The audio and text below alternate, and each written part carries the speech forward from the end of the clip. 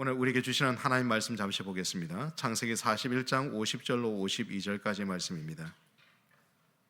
창세기 41장 50절로 52절까지의 말씀, 우리 짧으니까 우리 같이 합독해서 읽도록 하겠습니다. 50절로 52절까지 말씀 우리 띄어져 있으니까 같이 한번 읽겠습니다. 시작. 흉년이 들기 전에 요셉에게 두 아들이 나되 곧 온의 제사장 보디베라의 딸 아스낫이 그에게서 난지라. 요셉이 그의 장남의 이름을 므낫세라 하였으니 하나님이 내게 내 모든 고난과 내 아버지의 온 집이를 잊어버리게 하셨다 하며 차남의 이름을 에브라임이라 하였으니 하나님이 나를 내가 수고한 땅에서 번성하게 하셨다 함이었더라. 아멘. 오늘 우리가 읽은 이 본문의 말씀 보면 요셉이 낳았던 두 아들의 이름이 나오고 있습니다. 부모가 자녀를 낳고 난 후에 이름을 짓는 것 함부로 짓지 않습니다. 저도 두 딸을 이름을 지으면서 많이 기도하면서 지었습니다. 목회를 하면서 성도들로부터 자녀의 이름을 좀 지어달라고 제가 부탁을 받았던 것이 두 번 있었습니다. 그런데 한 번은 제가 합격했고 한 번은 불합격했습니다. 불합격한 것을 생각할 때마다 참 마음이 좀 불편하기도 했습니다. 저는 기도하면서 그 자녀의 이름을 정해서 줬는데 그 부모의 마음이 흡족하지 않았던 것 같습니다. 그 부부들이 아마도 기도하면서 자신의 자녀의 이름을 목사님이 정해줬지만은 그것을 받아들이기 좀 힘들었던 것 같습니다.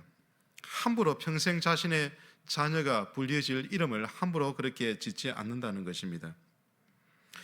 제가 신학교를 다닐 때 제 후배 중에 같이 공부를 한 때가 있었습니다. 저는 군대를 제대하고 나서 그 친구를 만났는데 학기를 시작하면서 자기를 소개하는 시간들이 있었습니다. 그러면서 자기 이름을 얘기하지 않겠습니까? 그런데 한 친구가 정말로 인상 깊은 자기 이름을 얘기하는데 이렇게 얘기하는 것이었습니다. 김한이라고 했습니다. 지금도 우리 교단의 목사이십니다. 그런데 이분의 성이 성씨입니다. 성김한입니다. 그리고 이름의 뜻을 얘기하는데 참 좋았습니다. 그런데 동생이 있고 또 둘째 동생이 있다는 것입니다. 자기 형님이니까 세 아들이었습니다. 두 번째 그러니까 동생의 이름을 얘기하는데 여러분 교만이라고 했습니다. 그러니까 성을 붙이면 성교만이 됩니다. 세 번째를 얘기할 때 다 넘어갔습니다. 세 번째 자신의 동생의 이름을 얘기하는데 태만이라고 했습니다. 그러니까 성태만인 겁니다. 성기만, 성교만, 성태만. 아직도 제가 잊혀지지 않습니다. 물론 한자 이름은 정말로 좋았지만은 그날 우리 성목사가 그 당시에는 이제 신학교를 다니는 학생이었는데 이렇게 말을 하는 것이었습니다. 많은 사람들에게 이름으로 인하여서 너무 큰 스트레스를 받았다, 그렇게 얘기를 하는 것이었습니다. 고대 이스라엘 사회에서 이름은 더욱더 중요했다라는 것입니다. 성경에 등장하는 많은 이름들은 특별한 뜻을 가지고 있고 영적 귀한 메시지를 담고 있었습니다. 그래서 우리가 오늘 성경에 등장하는 인물들을 잘 연구해 나간다고 한다면 영적인 교훈들을 잘 얻을 수 있다라는 것입니다. 몇 가지 예를 한번 들어보겠습니다. 하나님께서 아담을 창조하시고 그 이름을 지어주셨습니다. 그런데 그의 아내에 있던 하와의 이름은 하나님께서 직접 지어주지 않았습니다. 아담이 지어주었습니다. 중요한 것은 그 이름을 언제 지었느냐 하는 것인데 하나님께서 하와를 창조하시자마자 아담이 그 이름을 지어주었습니까? 아닙니다. 그때만 하더라도 하와라는 이름은 없었다는 것입니다. 아담이 하와라고 언제부터 부르기 시작하였는가? 선악과를 따먹은 후인 창세기 3장 20절의 말씀 보면 아담이 그의 아내의 이름을 하와라고 그렇게 짓고 있습니다. 하와라는 이름의 뜻은 생명이라는 뜻을 가지고 있는데 무슨 의미일까요? 아담은 선악과를 먹고 난 후에 그는 죽을 줄만 알았습니다. 하나님의 말씀을 어겼던 그 죄로 인하여 그는 죽을 줄 알았습니다. 그런데 죽을 줄 알았던 그들에게 자신의 아내 이름을 지어주는데 하와라, 생명이라는 이름의 뜻을 지어주었습니다. 그리고 하나님께서는 그들을 에덴 동산에서 쫓아내실 때 그냥 내보내지 않았습니다. 그들의 수치를 덮는 나뭇잎으로 엮은 그 옷, 그 치마를 하나님께서 벗기시고 처음으로 생명을 주기는, 그리고 가죽옷을 입히셔서 그들을 내보내셨습니다. 하나님께서 나에게 생명을 주셨다, 하나님의 은혜를 고백하면서 지금까지 이름이 없던 여자에게 하나님께서 비로소 아담을 통하여 생명이라는 이름을 지어준 것이었습니다. 이삭은 어떠합니까? 이삭이라는 이름의 뜻은 웃음입니다. 하나님께서 100세에 그리고 사라의 나이 90세에 그에게 아들을 주셨습니다. 하나님께서 아담에게 나타나셔서 말씀하셨습니다. 너에게 아들이 있게 될 것이다. 그러자 이 말씀을 들었던 아브라함이 크게 웃습니다. 창세기 17장 17절의 말씀 보면 이렇게 말씀하고 있는데, 아브라함이 엎드려 웃으며 마음속으로 이르되 100세 된 사람이 어찌 자식을 낳을까? 사라는 90세니 어찌 출산하리요 하고. 자, 그런데 여러분, 아브라함만 이때 웃은 것이 아니었습니다. 얼마 후에 천사들이 아브라함에게 가는 장막터에 와서 다시 말씀하시는데 내 아내 사라에게 아들이 있으리라, 그렇게 말씀하십니다. 자, 그리고 장막 뒤에 있었던 사라가 이 소리를 듣고 어떻게 하였는지 창세기 18장 12절의 말씀 보면 이렇게 말씀하고 있습니다. 사라가 속으로 웃고 이르되 내가 노쇠하였고 내 주인도 늙었으니 내게 무슨 즐거움이 있으리요. 아브라함도 웃었고 사라도 웃었다고 얘기합니다. 사실 저는 이 말씀을 볼 때 참 은혜가 됩니다. 왜냐하면 저는 결혼하고 10년 만에 첫째를 가졌습니다. 그리고 그 첫째의 이름을 정할 때 어떻게 적을까? 당시 그때 제가 복 있는 사람의 글을 썼고 적고 있었는데, 묵상을 집을 적고 있었는데, 그때 창세기 말씀이었고 이 말씀을 읽는 가운데 저희 첫째 딸의 이름을 적게 되었습니다. 아름다울 가짜에 기쁠 희자, 하나님께서 나로 즐겁게 하셨다. 여러분, 저는 결혼한 지 10년 만에 딸을 낳고 기뻐했다라고 하고 즐거워했다고 했습니다. 그런데 아브라함으로서는 100세에 사라는 90세에 아들을 낳게 되었다. 믿기지 않는 그런 모습 가운데 웃었다라는 것입니다. 아브라함과 사라의 모습을 보면서 어떤 생각이 드십니까? 하나님께서 웃게 하시는 장면.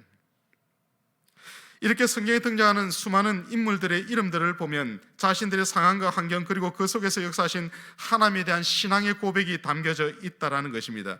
부모의 신앙의 고백입니다. 내 자녀가 이런 삶을 살기를 바란다는 그 마음이 이름으로 투영되어 나타나고 있다는 것입니다. 자, 그렇다면 오늘 본문의 말씀에서 나타나는 요셉의 상황을 한번 살펴보기를 원합니다. 여러분, 요셉이 17세에 종으로 그렇게 애굽 땅에 끌려왔습니다. 그리고 13년의 세월을 그는 그곳에서 살게 됐습니다. 나이 30이 되어서 그가 애굽의 총리가 되었습니다.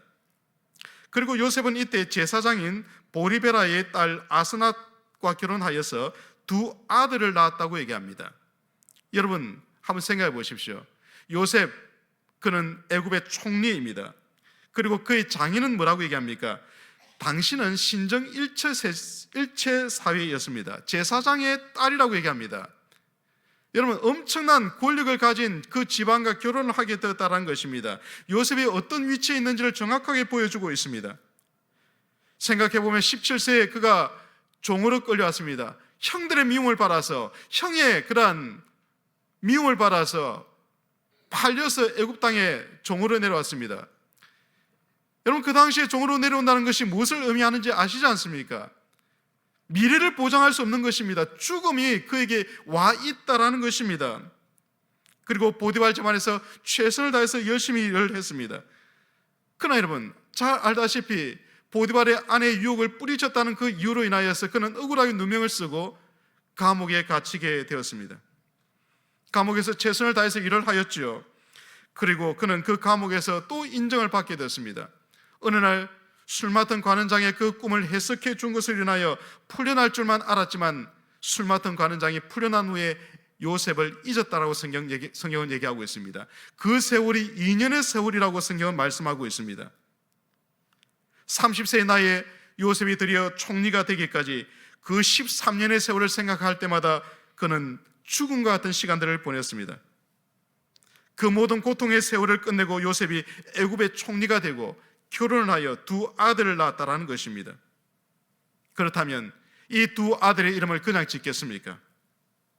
그 아들의 이름 가운데 자신의 신앙의 고백이 담겨져 있고 자신의 소망이 담겨져 있다라는 것입니다. 저는 이 저녁에 이 두 아들의 이름을 통하여서 하나님께서 주시는 은혜를 함께 나누기를 원합니다. 먼저 첫째 아들을 살펴보시겠습니다. 51절의 말씀을 보겠습니다. 한번 띄워주시고 같이 한번 이 말씀을 읽겠습니다. 시작. 요셉이 그의 장남의 이름을 므낫세라 하였으니 하나님이 내게 내 모든 고난과 내 아버지의 온 집일을 잊어버리게 하셨다 하며. 자, 요셉이 낳았던 첫째 아들의 이름을 므낫세라고 얘기하고 있습니다. 므낫세의 이름의 뜻은 바로 잊어버렸다라는 뜻을 가지고 있습니다. 요셉은 자신의 첫째 아들의 이름을 므낫세라고 지음을 통해서 하나님 앞에서 과거의 모든 일들을 잊겠다고 그렇게 고백하고 있다는 것입니다. 그러면 과거의 무엇으로부터 잊겠다는 것인가? 그것은 첫째로 고난으로부터 잊겠다는 것입니다. 51절의 말씀을 다시 보십시오. 제가 다시 한번 읽습니다. 요셉이 그의 장남의 이름을 므낫세라 하였으니 하나님이 내게 내 모든 고난과 내 아버지의 온 집일을 잊어버리게 하셨다 하며. 내게 내 모든 고난이라고 얘기하고 있습니다. 과거에 자신에게 일어났던 그 모든 고난을 잊어버리겠다라는 것입니다. 여러분, 요셉은 과거에 두 개의 살이를 하면서 살아왔습니다. 하나는 종살이였고 또 하나는 감옥살이였습니다. 여기서 우리가 힘들게 되었던 요셉의 모습은 다른 것 아닙니다. 이 고난은 끝이 없는 그런 고난이었습니다. 여러분, 우리가 끝이 있는 것은 견뎌낼 수 있습니다. 내 삶에 어떤 문제가 있을 때 그 끝이 있다는 것을 아는 사람들은 이겨낼 수가 있어요. 저는 1991년 3월 5일 날 군대에 입대했어요. 저는 인제 가면 언제 오나, 그 다음 아시죠? 원통에서 못 살겠네. 12사단이라는 말하고는 인제 원통에 있는 곳에 저는 입대하게 되었습니다. 당시만 하더라도 군대는 30개월을 복무해야만 했습니다. 2년 6개월입니다. 최근은 18개월을 복무하지만은 저는 3월 5일 제가 입대 날을 잊을 수가 없습니다. 그리고 3월 8일 날 저는 보충대에서 12사단 훈련소도 가게 되는데 그날 엄청난 눈이 왔습니다. 하늘에서 눈이 내려서 배를 타고 가야 하는데 배가 뜨지 않아서 관광버스를 타고 갔는데 관광버스에서 내리자마자 빠졌다고 얘기하면서 신나게 2시간 동안 눈밭에서 굴렀습니다. 저는 눈을 좋아하지 않습니다. 강원도에서는 4월 달에도 눈이 오고 어떤 때는 5월 달 초에도 눈이 왔습니다. 91년 12월 25일부터 성탄절부터 28일까지 4일간 내렸던 눈은 2m 70cm가 내렸습니다. 눈이 내리면 그 눈을 치워야 합니다. 그래서 저는 눈이 내릴 때마다 그렇게 기분이 좋지 않습니다. 한 달을 눈을 치워야 합니다. 쉴 수 없습니다. 눈이 오면 그 눈을 치우지 못하면 차가 들어오지 못하고 밥을 먹을 수가 없었습니다. 그러면서 저는 군대의 끝날 제대 날을 하나씩 기다려 갔습니다. 소망은 다른 것 아닙니다. 2년 6개월이 되면 나는 집으로 가리라. 그 군대에서 수많은 힘듦을 이길 수 있는 것은 끝이 있다라는 것이었습니다. 여러분, 올드보이라는 영화 잘 아시죠? 최민식이 잡혀가게 돼서 구금되는데 절망적인 것은 사람들이 왜 끌려왔는지를 얘기하지 않았습니다. 왜 내가 이곳에 들어와 있는지를 얘기하지 않습니다. 말합니다. 왜 내가 여기 들어왔는지를 알려달라 말하지 않습니다. 그리고 언제 내가 나갈 수 있는지를 얘기하지 않습니다. 그것이 인간에게 가장 큰 고통이라는 것입니다. 끝을 알면 우리는 이겨낼 수 있어요. 그런데 끝을 알 수 없을 때 우리는 절망하게 되고 비참하게 되어집니다. 그런데 여러분, 보시길 바랍니다. 요셉이 겪었던 고난의 어려움은 기약이 없는 고난이었다는 것입니다. 끝이 안 보이는 고난이었어요.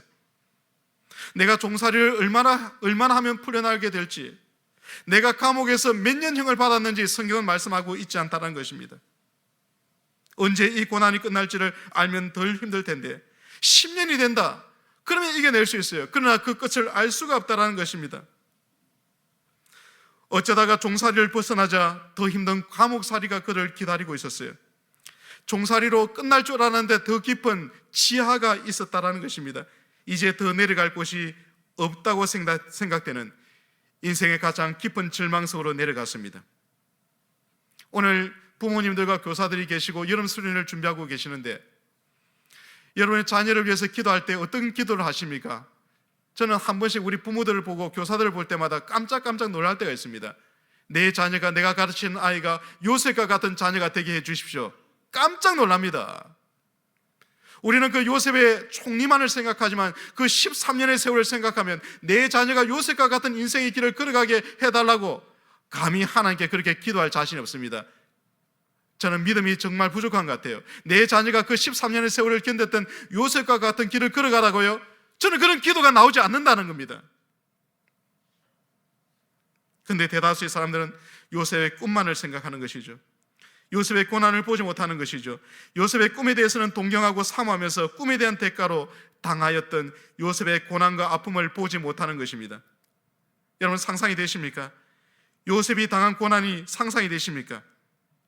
우리의 기도의 제목이 바뀌어야 합니다. 요셉과 같은 총리가 되게 해달라고 그렇게 기도할 것이 아니라 그 인고의 세월을 이겨내는 하나님을 신뢰하는 자녀가 되게 해주십시오. 내가 가르치는 자녀들이 이번 성경학교와 수련을 통해서 내 자녀가 그런 믿음의 자녀로 자라나게 해주십시오. 이런 그런 기도를 주 앞에 올려드려야 합니다. 근데 요셉은 그 수많은 고통의 세월을 보낸 후에 결혼하여 첫째 아들을 낳고서 이 모든 고난을 잊어버렸다라는 이름의 뜻을 가진 므낫세라는 이름을 지었다는 것입니다. 사랑하는 성도 여러분, 한 해의 절반이 지났습니다. 앞에 보니까 이번 돌아온 주일이 맥주 감사 주일입니다. 지난 6개월을 돌아보면서 여러분이 겪었던 고난은 무엇이었습니까? 내 삶을 힘들게 한 삶의 굴레가 무엇이냐라는 것입니다. 어떤 분들은 도대체 나의 삶의 굴레가 언제 끝날지를 모르겠다고 그렇게 얘기하는 분들이 있습니다. 목회를 하면서 성도들을 만나서 이런저런 얘기를 하다 보면 목사님 이게 끝인 줄 알았는데 또 다른 어려움이 있군요. 그런 분들을 만날 때마다 내가 무엇으로 그분을 격려해야 할지 사실은 입이 떨어지지 않는 때가 많이 일어납니다. 지금도 계속해서 일어나는 그 수많은 사건들을 바라보면서 여러분들은 그것을 잊어버릴 수가 있겠습니까?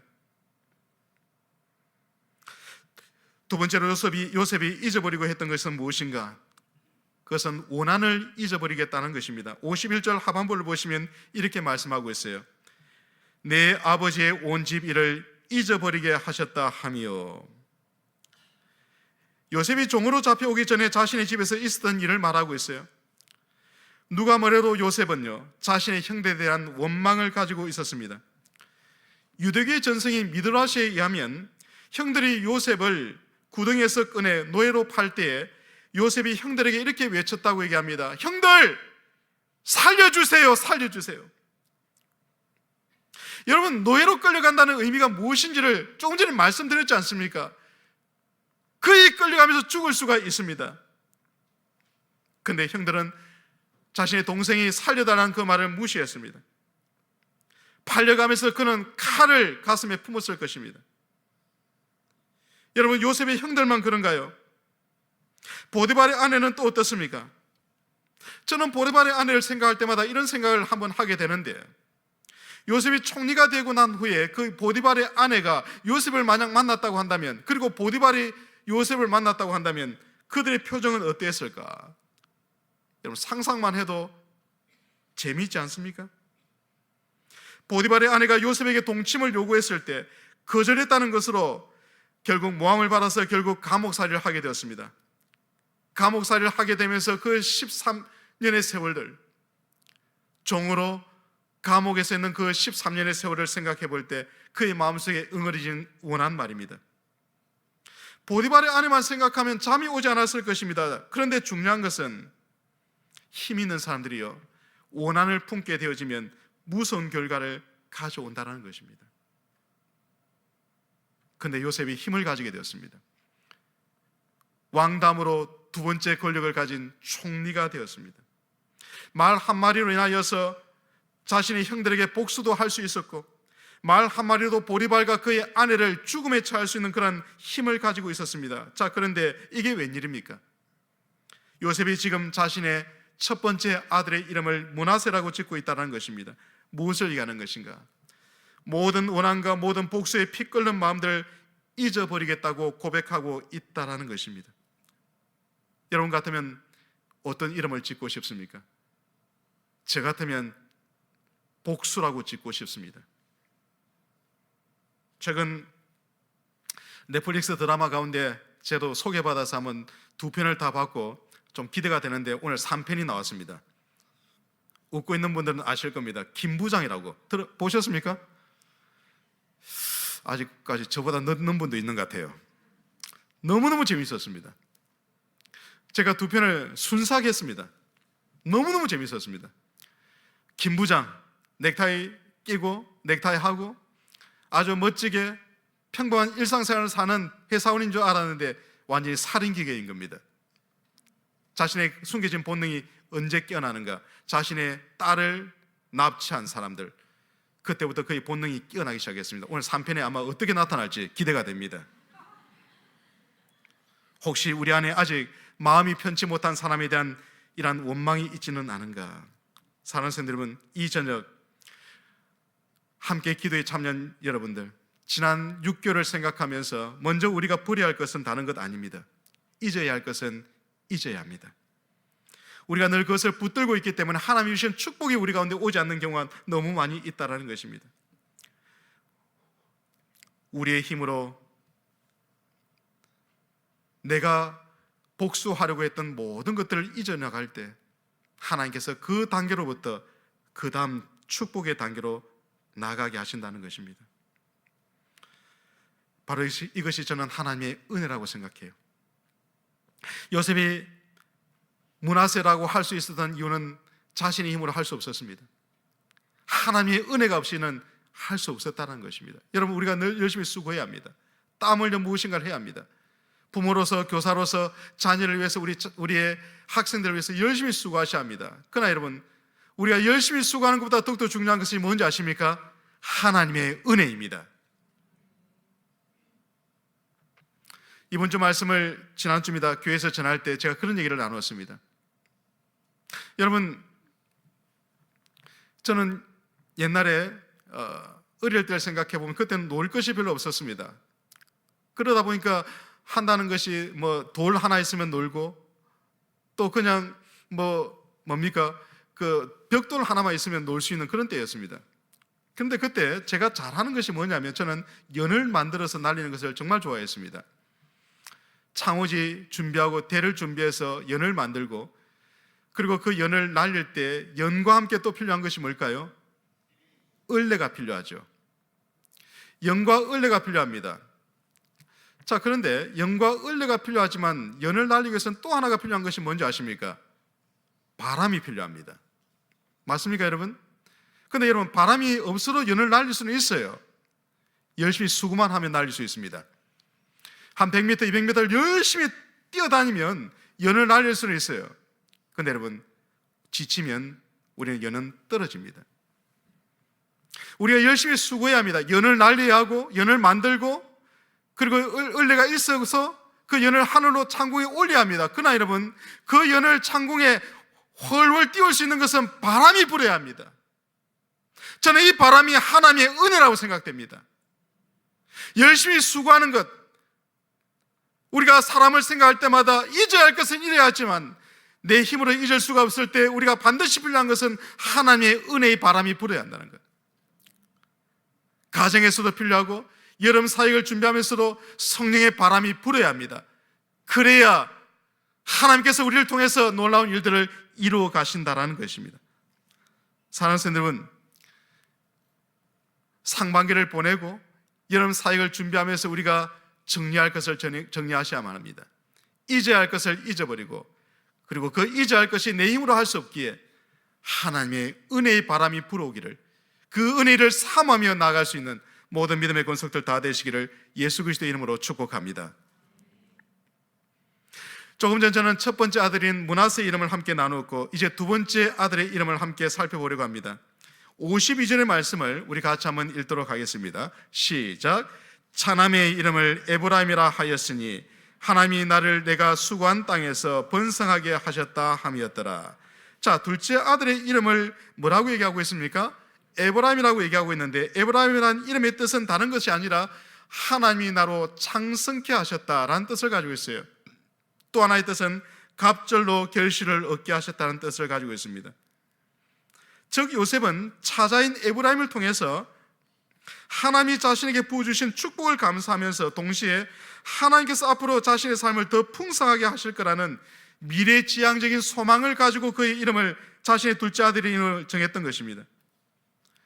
요셉은 이제 권력을 가지게 되었습니다. 힘이 생겼어요. 돈이 있습니다. 최고 집안의 딸과 결혼하여서 권력과 함께 종교적인 그런 강력한 힘도 얻게 되었습니다. 그러나 요셉은 자신에게 주어진 이 모든 눈에 보이는 복들로 만족하지 않고 있어요. 지금까지 고생한 것 생각하면서 남은 인생을 누리기만 해도 족할 텐데 요셉은 더 창성해지고 싶었습니다. 하나님의 큰 복을 받고 싶어 했다는 것입니다. 그래서 에브라임이라는 이름을 짓고 있습니다. 자신의 소망과 기대가 그 자신의 자녀의 이름에 담겨져 있다는 것입니다. 하나님, 나로 더 창대케 하여 주옵소서. 특별히 에브라임이라는 이름의 뜻에는 갑절로 결실을 얻는다는 뜻을 가지고 있어요. 이것은 영적인 의미로 말하면 장자의 축복을 의미하고 있습니다. 고대 근동 지방에서 장자만이 가지고 있는 특권이 있었습니다. 그것은 다른 형제보다 2배의 몫을 가지는 특권이었습니다. 갑절의 축복을 받을 수 있는 특권이라는 것이죠.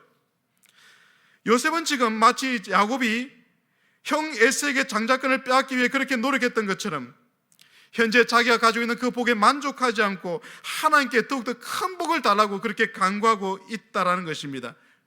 영적인 것에 대한 갈증, 갈망이 그에게 있었다고 얘기하고 있습니다. 저는 우리 모든 믿음의 권속들이 이런 영적인 갈증, 갈망들을 가질 수 있기를 주님의 이름으로 축복합니다. 요한복음 4장에 보면 이 영적 갈증을 가졌던 한 여인을 우리는 발견하게 됩니다. 바로 사마리아 여인이었습니다. 수가성 이 여인에 대한 말씀을 하고 있습니다. 요한복음 4장 3절로 4절에 보면 유다를 떠나서 다시 갈릴리로 가실새 사마리아를 통과하여야 하겠는지라. 예수님께서 사마리아 지역을 통과하고자 하는 강렬한 의지를 표현하고 있습니다. 당시 유대인들은 혼혈 민족인 사마리아 사람들을 경멸했습니다. 그 땅을 밟는 것조차도 그들은 좋아하지 않았어요. 근데 굳이 예수님께서 사마리아로 통과하여야 하겠다, 강렬한 의지를 표현하는 것이 무엇입니까? 그 이유가 무엇일까요? 바로 그곳에 한 여인이 기다리고 있다는 겁니다. 그리고 그 여인을 통해서 사마리아 땅에 하나님의 복음을 전하게 하기 위해서 예수님께서는 그 길로 가셨다라는 것입니다. 사마리아로 가신 이후 첫 번째, 한 영혼에 대한 간절함이 있었습니다. 사랑하는 성도 여러분, 우리 주님의 마음이 저는 이것이라 생각합니다. 여러분 사역을 생각하면서 여러분께서 반드시 기억하셔야 할 것은 한 영혼에 대한 소중함을 가질 수 있기를 주님의 이름으로 축복합니다. 한 영혼에 대한 우리가 간절함을 가지게 되고 그 영혼의 소중함을 가지게 되면 우리 이성이 마비되어져 버립니다. 우리의 생각이 제대로 돌아가지 않아요. 저는 성경을 읽을 때마다 예수님의 비유 중에서 설명이 되지 않는 그런 비유를 볼 때가 있는데 그 중에 하나가 이런 한 마리를 찾는 목자의 그러한 비유입니다. 목자가 한 마리의 양을 잃어버렸습니다. 그때 목자가 어떻게 하나요? 성경에 보니까 99마리를 산에 두고라고 얘기하고 있습니다. 여러분, 100마리 중에 한 마리, 99대 1입니다. 어떤 것이 더 소중합니까? 99마리죠. 근데 그 99마리를 우리에 들이지 않고 성경에 보니까 산에 두고라고 얘기하고 있습니다. 제가 그 목자를 관리하는 사람이라고 한다면 이 목자를 당장 해고해야 합니다. 여러분, 한 마리보다 중요한 것은 99마리잖아요. 저는 성경을 잘 모를 때 그 목자를 이해하지 못했어요. 근데 어느 순간 그 목자의 마음을 알게 되었던 것이 다른 것이 아니라 그 한 마리가 바로 나라고 한다면, 목자는 한 마리 때문에 이성을 상실한 겁니다. 그게 우리 주님의 마음이에요. 우리가 여름을 준비하고 사역을 준비하면서 반드시 기억해야 할 것이 저는 이것이라 생각해요. 하나님은 우리가 A는 B고 B는 C고 1 더하기 1은 2고 그런 논리를 우리에게 요구하는 것이 아니라 한 영혼을 인하여 정말 우리의 마음이 가슴이 뛰고 그 한 마리 양 때문에 이성을 상실한 것 같이 찾아 나설 수 있는 그러한 사람을 하나님은 오늘도 찾고 있다는 것입니다. 마치 야곱이 야복강가에서 나에게 축복을 주지 않고는 이 손을 놓지 않겠다는 그런 영적인 목마름, 바로 그것이 수가성 여인에게 있었다는 것입니다. 우리 주님께서 그 여인을 찾고자 하는 그 목마름이 있었다는 것입니다. 그러므로 사랑하는 성도 여러분, 저와 여러분 가운데 이 에브라임을 기대할 수 있기를 주님의 이름으로 축복합니다. 하나님, 나에게 에브라임의 은혜를 허락하여 주옵소서. 더 나은 미래를 기대하고 더 나은 내일을 소망하게 하여 주옵소서. 누가 이런 말을 하더라고요. 내 인생의 최고는 아직 오지 않았다. 저는 우리 김포 꿈꾸는 교회 모든 성도님들이, 우리 교사들이 그런 꿈을 꿀 수 있기를 주님의 이름으로 축복합니다. 이미 김포 꿈꾸는 교회는 놀라운 부흥의 역사를 이루어 오셨습니다. 그러나 여러분, 하나님은 오늘 우리에게 아직 우리의 최고의 날은 오지 않았다고 말씀하셔요. 그렇게 하기 위해서는 사랑하는 성도 여러분, 멈추지 말아야 합니다. 우리가 가만히 있는데 이런 축복이 오는가? 성경 그렇게 말씀하지 않습니다. 52절의 말씀을 우리 다시 한번 읽도록 하겠습니다. 시작. 차남의 이름을 에브라임이라 하였으니 하나님이 나를 내가 수고한 땅에서 번성하게 하셨다 함이었더라. 우리가 오해하지 말아야 합니다. 저는 어릴 때부터 고신교에서 자라왔습니다. 하나님의 은혜를 얘기했습니다. 모든 것을 하나님께서 이루신다라고 얘기했습니다. 예, 맞습니다. 하나님께서 주인 되셔서 우리의 모든 길들을 인도해 가십니다. 그러나 여러분, 하나님은 우리 인생 가운데 당신이 그 일을 이루어 가시지만 하나님은 사람을 통해서 일을 이루어 가기를 원하신다는 것입니다. 오늘 말씀 보니까 하나님이 나를 내가 수고한 땅에서 번성하게 하셨다라고 얘기하고 있습니다. 내가 수고한 땅이라고 말씀하고 있어요. 사랑하는 성도 여러분, 오늘 우리 가운데 하나님이 그렇게 도전하고 있다는 겁니다. 내가 수고하고 있는가? 하나님의 은혜를 얘기하면서 내가 수고하지 않고 하나님의 은혜, 하나님의 기적을 우리가 구하고 있는 것은 아닌가? 하나님의 영적인 복은 가만히 있는데 하늘에서 떨어지는 것이 아니라는 것입니다. 저는 여러 가지 수고를 말할 수 있겠지만 먼저 기도의 수고를 할 수 있기를 주님의 이름으로 축복합니다. 우리가 어떤 사람이 되어야 하는가? 기도하는 사람을 통해서 하나님께서 일을 이루어 가신다. 엎드려 부르짖는 사람에게 하나님께서 역사하십니다. 나를 사랑하는 자들이 나의 사랑을 입으며 라고 말씀하시죠. 나를 간절히 찾는 자가 나를 만날 것이라고 말씀하십니다. 너는 내게 부르짖으라. 내가 내게 응답하겠고 내가 알지 못하는 크고 은밀한 일을 내게 보이리라. 하나님께서 부르짖지 않는 자의 음성을 듣지 않으셔요. 하나님께서 우리가 크게 말한다고 해서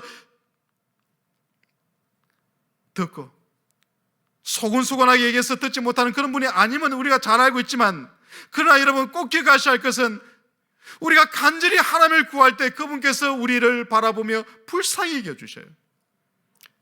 우리의 자녀를 바라보고 우리의 학생들을 바라볼 때 이런 마음을 가질 수 있기를 주님의 이름으로 축복합니다.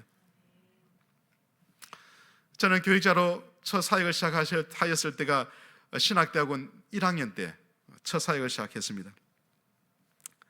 처음 사역을 맡았을 때 저는 유초동부를 맡았는데요, 전도사로 갔는데 우리 목사님께서 저에게 이런 말을 하는 것이었습니다. 안 전도사님, 내일 중고등부가 수련을 가는데 같이 가십시다. 여러분, 저는 아직도 준비되지 않았고, 그러나 담임 목사님께서 그렇게 말씀하실 때 거부하지 못하고 따라 나서게 되었습니다. 그리고 그날 저녁에 기도했습니다. 하나님, 저는 준비되지 않았지만은 그러나 하나님께서 저를 불쌍히 여겨주시고 하나님 저를 통해서 이루실 일이 있다고 한다면 이루어 주십시오.